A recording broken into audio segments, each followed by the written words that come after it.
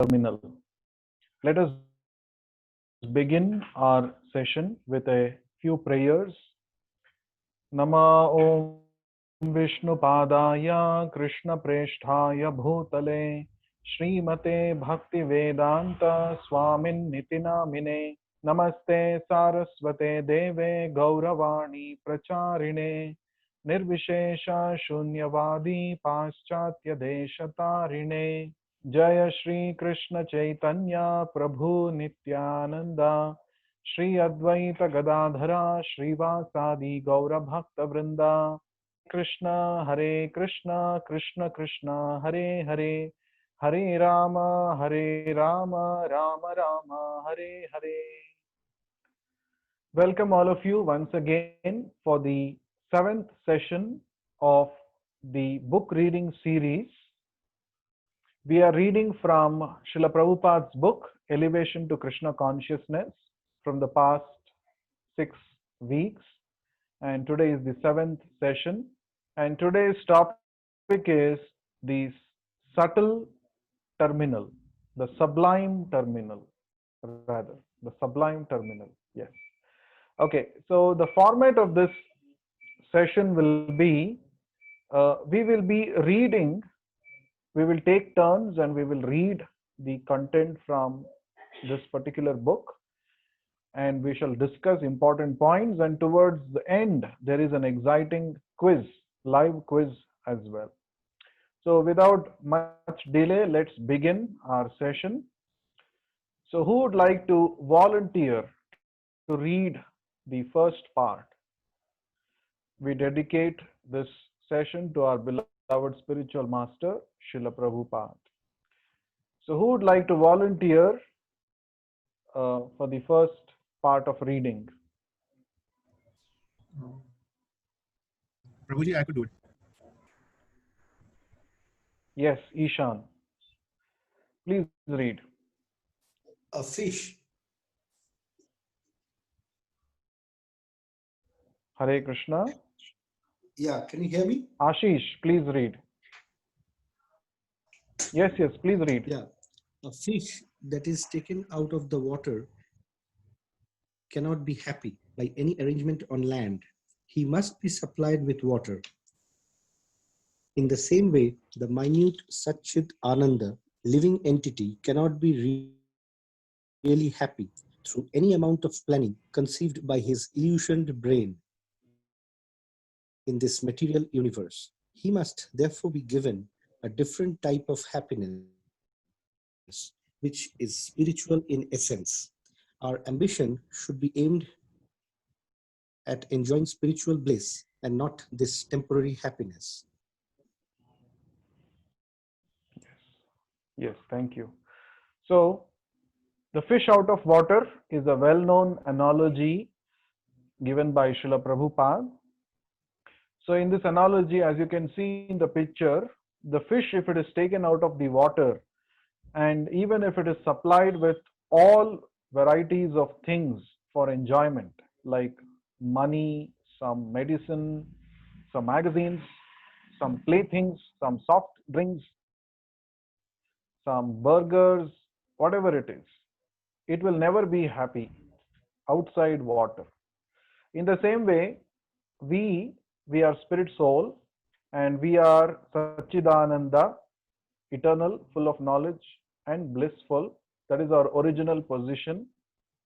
But right now we are in a material condition, and no matter how many efforts we put, how much efforts we put to become happy in this material condition, it is actually not possible for us to experience real bliss.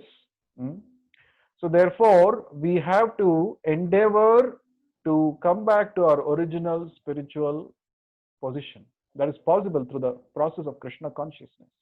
Let's continue to read. Who would like to read next? Hare Krishna, Prabhu. Hare Krishna. Yes. Sanatana Damadas. Please read. Matured world view is better than negation. Some philosophers claim that spiritual bliss is attained by negating material happiness and material existence. Hare Krishna. Theoretical negation of Hare Krishna Prabhu. Yes, yes. Please continue to read. Happiness and material existence. A theoretical negation of material activities as propounded by Sripada Shankaracharya may be effective for an insignificant section of mankind, but the best and surest way for everyone to attain spiritual bliss was propounded by Lord Sri Chaitanya Mahaprabhu by means of devotional activities. These devotional activities can change the very face of material nature. Yes. So, as you can see in this image, this material life appears very burdensome, and it is full of miseries, no doubt. So, there are different kinds of philosophies which have come up. These philosophies, they are called reactionary philosophies, in the sense they say that since you are in this material world, since you are engaged in some material work, therefore you are actually facing a lot of difficulties. So you better give up all material activities, give up all activities fully, do not work. So being fed up of burden, people generally take to the philosophy of negation. This is called negating one's material existence mentally. Now, this is also known as the Shunyavada or the Mayavada philosophies. Sripada Shankaracharya, he actually propounded this negation of material activities. But this may work for a very, very small number of people. It's not possible for us to negate and become inactive altogether. It's not possible. Therefore, the Bhakti Yoga process, which involves not simply negation, but it involves activities, engagements. So the difference between the Shunyavada philosophy and the Bhakti Yoga philosophy is that in Shunyavada or Mayavada, it is told that one has to give up all kinds of material activities, whereas in Bhakti Yoga, it is said you cannot actually give up activities. You just have to change your approach towards activities. You have to simply bring Krishna in the center of all your activities. So that is a matured worldview. So this matured worldview is better than negation. So this is propounded by Chaitanya Mahaprabhu, the activities of devotional service. And Prabhupada says here emphatically that these activities of devotional service can actually change the very face of material nature. In the sense, even though a devotee may be engaged in various activities which appear to be ordinary or material activities, since he is working in a spiritual consciousness, he will not be affected by the reactions of this material world. So that is the significance of working in devotional spirit. Rather than simply giving up work, one has to develop the matured worldview of how to work. Arjuna also in the Bhagavad Gita, he was also talking about giving up his work, giving up his duty of fighting. Whereas Krishna said, no, if you give up this fight, you will be forced by the modes of material nature to anyway fight, because that is your nature. So simply we should not give up work, but we should learn how to work in the spirit of devotion, dedicating our activities for the pleasure of Krishna, without claiming proprietorship over anything, giving up the tendency to enjoy the fruits of activities. One has to work as a matter of duty, as a service to Krishna. So this is a better proposal than simply negating activities theoretically. Let's continue. Who would like to read next? Anybody can volunteer to read this part. Hare Krishna. Who would like to read? Please speak. Namaste ji, I could read. Anirudh here. May I know who is this? Anirudh. Anirudh, yes. Anirudh. Hare Krishna. Please read. Material senses are like snakes. Hankering after material happiness is called lust, and lusty activities are sure to meet with frustration in the long run. The body of a snake is very cool, but if a man wanting to enjoy this coolness garlands himself with a venomous snake, he will surely be killed by the snake's venomous bite. The material senses are compared to snakes. Indulgence in material happiness will surely kill our spiritual identity. Therefore, a sane man should be ambitious to find the real source of happiness. Okay. Very nice. Thank you, Anirudh. Yes, material senses that we have currently, the senses that we have got currently, they are compared to venomous snakes. Why? Because anytime the snake for no reason can actually inject venom into your body by biting, through its poisonous fangs. In the same way, the senses which are not controlled, they are always hankering for one or the other kind of material pleasure. So therefore, in the Shastras, in the scriptures, the snakes of the senses of a person who is not spiritually situated, they are compared to venomous snakes. And here very nicely Srila Prabhupada gives this analogy. Snake's body is very cool. Just to enjoy the coolness of this snake's body, if you garland your body with snake, then you know what happens. It's going to be very dangerous. Now, in the same way, just for the sake of some very, very insignificant temporary material pleasure, sensual pleasure, if we become servants of the senses, then it is simply going to defeat the very of human existence. Human existence is not meant for sense enjoyment like the other species of life. Because in human species, in human life, we have got a developed intelligence, a higher sense of responsibility. So we should not simply use our human life for sense gratification, but we must learn how to engage all our senses in the right activities, which actually give us a real pleasure. So what is lust?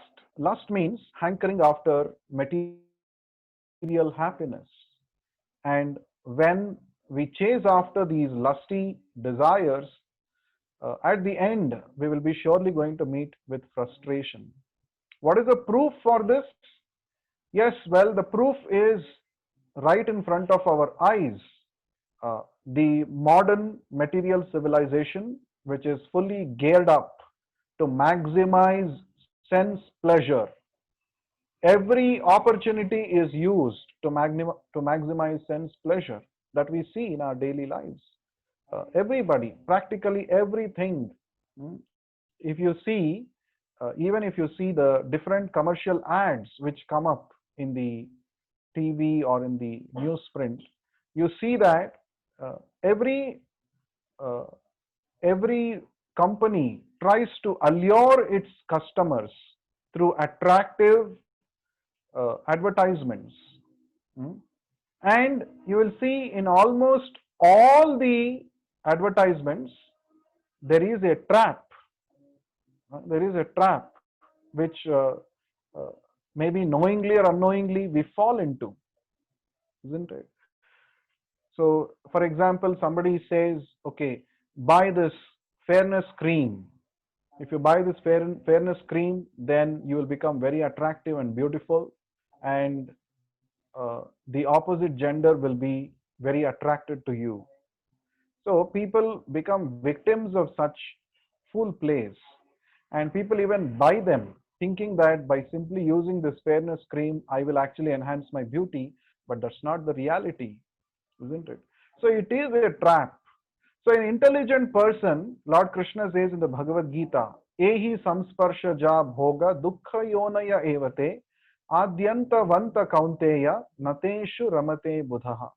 Lord Krishna advises in the Bhagavad Gita, chapter 5, verse 22. He says, an intelligent person does not take part in the sensual, does not go behind these sensual happiness, because he knows very well that these are actually traps.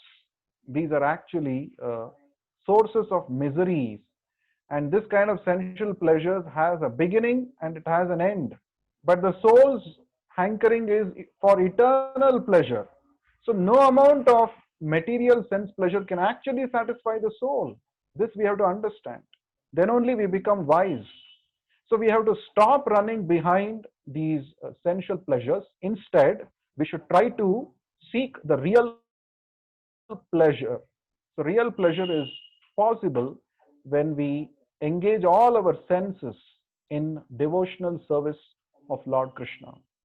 Let's continue the last part of the today's reading, after which we will be having an exciting quiz. So Abhishek Jha can read this part. Abhishek, over to you.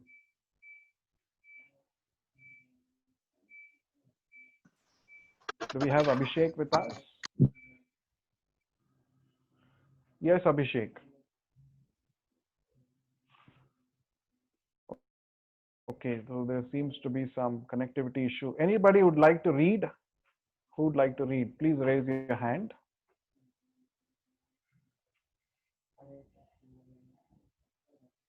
Okay. Amrit, can you please read? Hare Krishna. Hare Krishna. Please read. Totally different altogether. In order to find this source, however, we need some knowledge of what that happiness is. There is the story of the foolish man who had no experience with sugarcane. When he asked his friend about the characteristics of sugarcane, he was imperfectly informed that sugarcane resembles the shape of a bamboo stick. Consequently, he began trying to extract juice from bamboo sticks. But naturally, he was baffled in his attempts. This is the situation with the illusioned living entity who, in his search for eternal happiness, tries to extract happiness from this material world, which is not only full of miseries but is also transient and flickering. In Bhagavad Gita, the material world is described as being full of miseries. Okay. Thank you. So previously we discussed how material pleasures, they trap us. Actually, they sap the very vital force of human life. Human life is actually meant for a higher kind of pleasure seeking. But when we don't become wise, or when we get cheated by the illusory trap called Maya, then what happens is all our endeavors are directed towards achieving some flickering temporary happiness. So therefore, the very energy, the very intelligence that we have been blessed with will all go in vain. So there are a lot of people who also cheat uh, in the name of spirituality. So an example is given here, that of a man seeking sugarcane, and since he doesn't know what is sugarcane, therefore he asks one of his friends, who informs him that sugarcane is just like a bamboo stick. Now this person, because he doesn't know about what is sugarcane, so he tries to extract juice from bamboo stick, and you know what happens. It's a useless, futile attempt. So the same is the case with majority of the people in this world. People want happiness. We are all seeking after eternal happiness. But there are many people in this world who cheat everyone, saying that come here is enjoyment. Take this fairness cream, you will enjoy. Come for this, uh, okay, whatever, different kinds of experiences that the world is promising. Come experience me, you will get real pleasure, someone says. So, like this, everybody is baffled in their attempts for achieving eternal happiness because it's just like searching water in a desert. So, in a desert, you have this mirage experience. It's an optical illusion. So, it appears that there is water, but you keep walking, there is no water, isn't it? That's mirage. So, this material world is described as Dukkhalayam in the book of manual for human life, that is Bhagavad Gita. So, instead of making futile attempts to discover material pleasure in this world, one has to become sensible. And Bhagavad Gita is meant to educate us in this direction. As you can see here in the picture, this is the example of frog in the well. Frog in the well, though it is not mentioned in the text that we read, but this is a very nice example mentioned in the Shastras.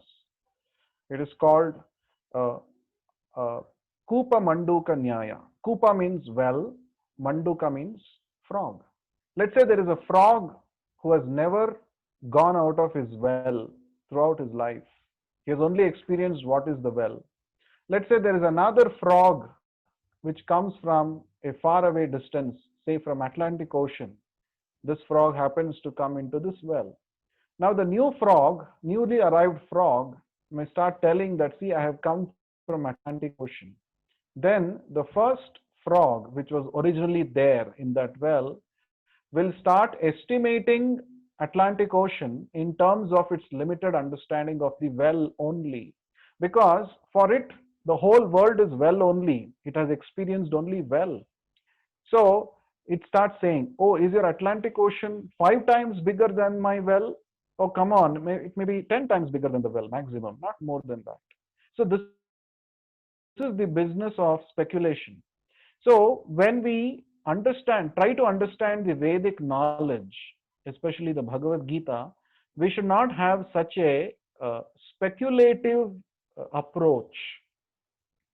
We should accept the knowledge as it is coming down in the parampara system, and then we shall be able to understand. When we put these principles into practice, it will help us to understand newer and newer things. So spiritual life, when we start practicing, it is never hackneyed or it is never boring. Every day is a new experience. Every day is a greater, a bigger realization that the practitioner, sincere practitioner gets. So material and spiritual pleasures are totally different altogether. So that's the idea. So this was a small portion of the book Elevation to Krishna Consciousness that we read. Now I'm sure that all of you have heard our discussion. You have gone through the text also. Now we'll have an interesting interactive quiz. Now, how do we go about with the quiz? I'll be reading out the question. You will have 30 seconds to answer. Let's go to the previous shloka. We'll have 30 seconds to answer, and within that time limit, you will have to type in your answer on the chat box and send it to me on Zoom itself. Okay, here is one reference that Srila Prabhupada gives, 8.16 Bhagavad Gita. Abrahma bhuvana loka punaravartino arjuna mamupetyatu kaunteya punarjanmana vidyate. Lord Krishna says, from the highest planet in the material world down to the lowest, all are places of misery where repeated birth and death take place, but one who attains to my abode, O son of Kunti, never takes birth again. So this is a promise made by Lord Krishna. And how to attain the divine abode of Lord Krishna? Simply by the process of chanting and hearing about Krishna, chanting the Hare Krishna mantra and hearing about Krishna from the Bhagavad Gita. This can enable us to return to our original home, that is the kingdom of God. Okay, now let's continue with the quiz. Let's begin with the quiz now. I hope all of you are ready. Let's have the first question. All the best to all of you. What is the description given for brain in the passage in terms of limited thinking? Your time starts now. I'm looking for a one-word answer. One-word answer. Please send in your answers to me personally on the chat box. An adjective to describe our limited thinking that Srila Prabhupada gave. I think it was a tough one. No, it's not flickering. It's not frog. Some people, I've received only 2 answers. Okay, 3. It's not mind also. Let's see the answer. Answer is illusion. Okay, that was a tough one. No problem. Let's go to the second question. It's a MCQ. Which of the following issues of material happiness are mentioned in comparison with spiritual bliss? Temporary, insatiable, full of miseries, leading to frustration. More than one option could be right. Which issue of material happiness was mentioned in the passage that we read just now? Please send in just A, B, C, D, whatever is your option. No need to type the entire word. Okay, Shashwat says A, C, and D. Thiru says C. Ishan says C. Sushant says A and D. Oh, that was very loud. Okay, so I've received so many answers. Vikas says A, C, and D. Shailendra says all. Somebody called iPhone says A and C. Okay, let's see what is the answer. The answer is A, C, and D. Yes, congrats. Many of you gave this right answer. In the portion that we read today, it says material happiness is temporary and material world is full of miseries, and also it finally leads to frustration. Good. Let's go to the third question in the quiz. Here's your question. In the above passages, the living entity is compared to an animal. Which one is that? Please type in your answer and send it to me. Which animal is the human being compared to in the passage that we heard? Anirudh, Sushant, they have given one answer. Neeraj gives a different answer. Okay, Vikas is giving a different answer. I think he's taking the clue from the picture. Picture could be misleading. In the picture, we have so many animals. Okay, so okay, let's see the answer. The answer is fish, and the right answer was given by only one person, Sanatana Dhamadas. Everybody else said dog or snake. Somebody said fish. Somebody said frog. It was not, frog was just in the picture, right? Okay, fish is the answer. You remember fish out of water analogy? Our current situation is like that. We are originally spiritual, but right now we are in a material situation, and no doubt, and I mean, even if you try to do whatever possible in the material situation, the soul can never be happy. That is the understanding. Let's go to the fourth question. True or false?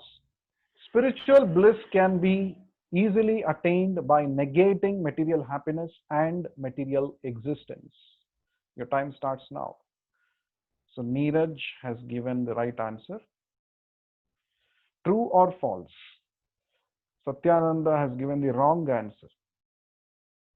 Vikas has given the right answer. Sanatana has given the right answer. Abhishek, wrong answer. Thiru has given the right answer. Ishan, right. Shashwat, right. Anirudh, right. Okay, still there is time. Others can also try.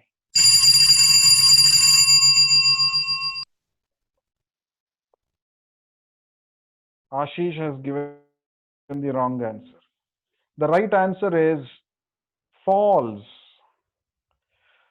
Spiritual bliss can never be attained simply by negating material happiness and material existence. We have discussed this in the first slide, right? Uh, just like, for example, if you have a big property, a big building, okay, and you're supposed to pay some property tax to the government because you have a big property. Now, one approach to get rid of the tax paying business is to demolish your property and say, see, I don't have any property, so therefore I don't have to pay any property tax. But is that the actual method? So, negating material existence is not the approach to experience spiritual happiness.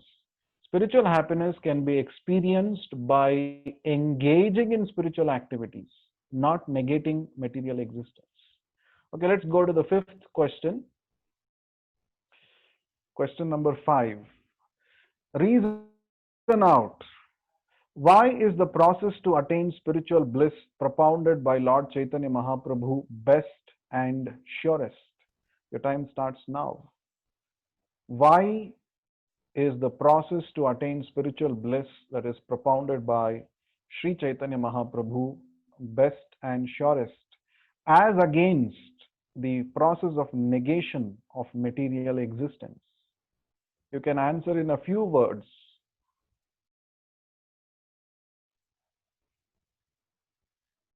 We will extend some time.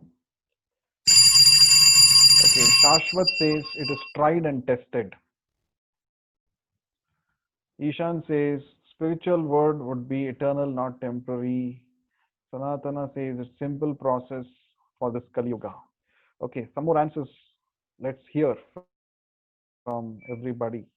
Why is the process? Shailendra says it is simple process. Okay. Charukesh says it's spiritual connection. I'm asking why it is simpler. So Neeraj says senses always need sense object, but engaging in Krishna consciousness gives a higher taste. Okay, very good answers. Let's see the answers. Answer, please. Because devotional activities can change the very face of material nature. Means we have elaborated on this.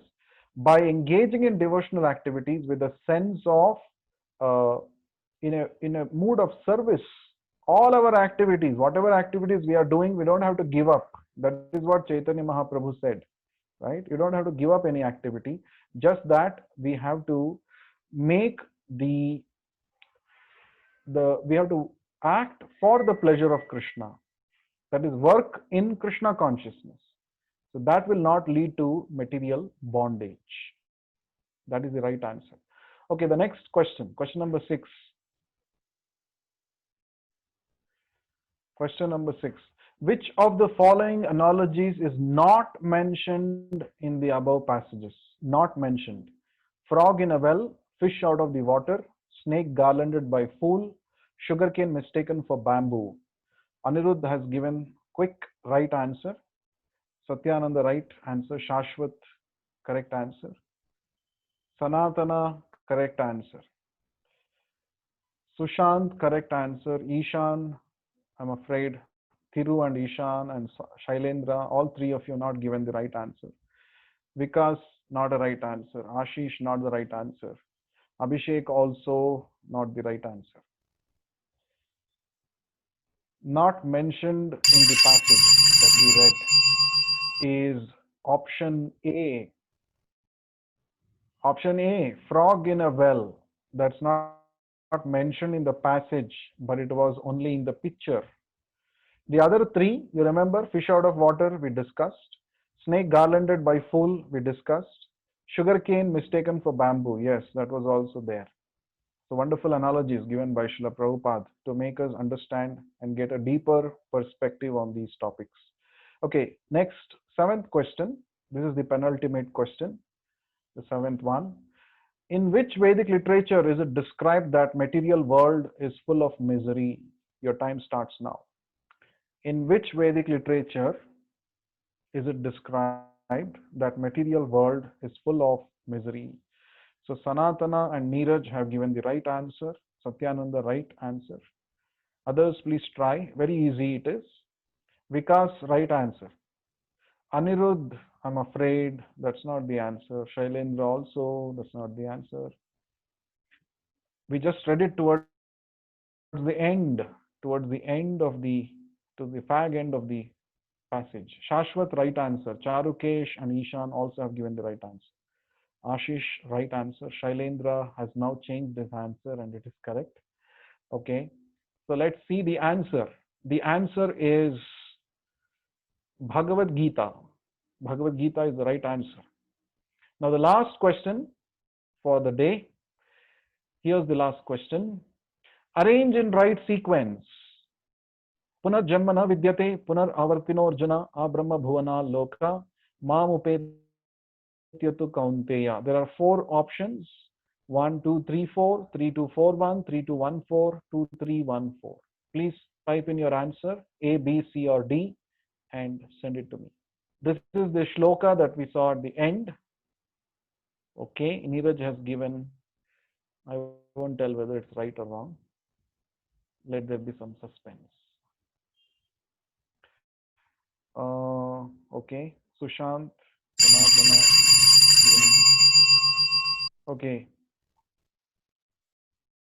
So many people didn't attempt this question. So this is B. Abrahma Bhuvana Loka Punaravartinorjana Mamupetyutu Kaunteya Punarjanmana Vidyate.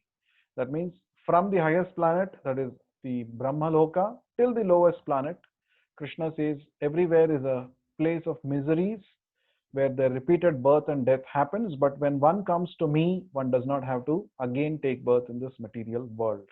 That is what Krishna said here. Okay, now we have come to the end of this quiz. Now let us chant 3 times Hare Krishna mantra. Before we chant once the Panchatattva mantra. Together we shall chant Shri Krishna Chaitanya Prabhu Nityananda Shri Advaita Gadadhara Shri Vasadi Gaura Bhakta Vrinda. Let us chant the Hare Krishna mantra thrice together.